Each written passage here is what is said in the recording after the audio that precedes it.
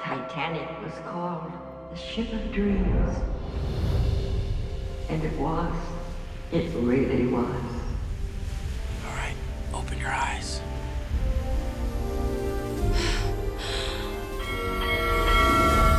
The film is still spectacular, and it still really does something to you. You know, it's very, very powerful.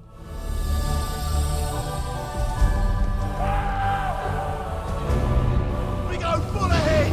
Put your backs into it! I've been looking for years for an opportunity to put Titanic back on the big screen, because that's really where it belongs. So we started to explore the idea of converting Titanic to 3D.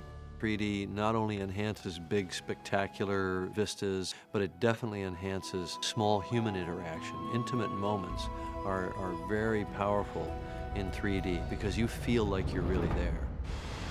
When the ship docks, I'm getting off with you. Leo and I, we really did respect each other as actors, and so I think we knew going into it that we were going to have some fun working together, because you just kind of do when you have that level of respect for somebody else. And yeah, we're still incredibly close now, yeah, very much so.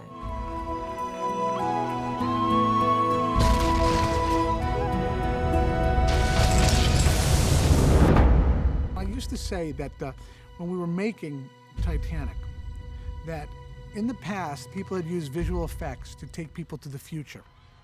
We wanted to use visual effects to make people feel a part of history. 3D is going to enable us to do that even more.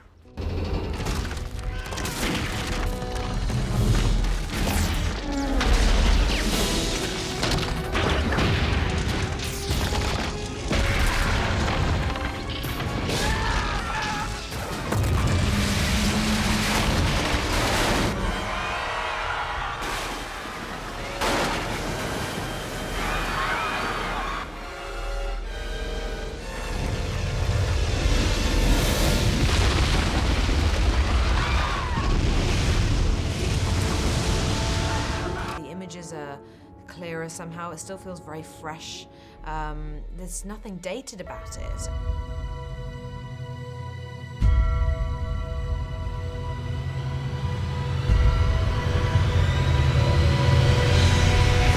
We started with how do we make Titanic everything that it can be before we put it in 3D.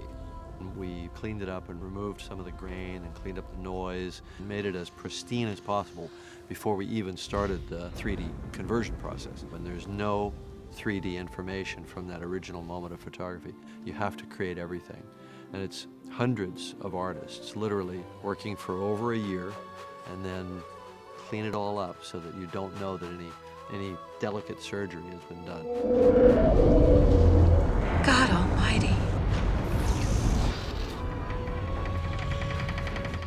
Audiences go to see this, young and old. They're going to take something away from it.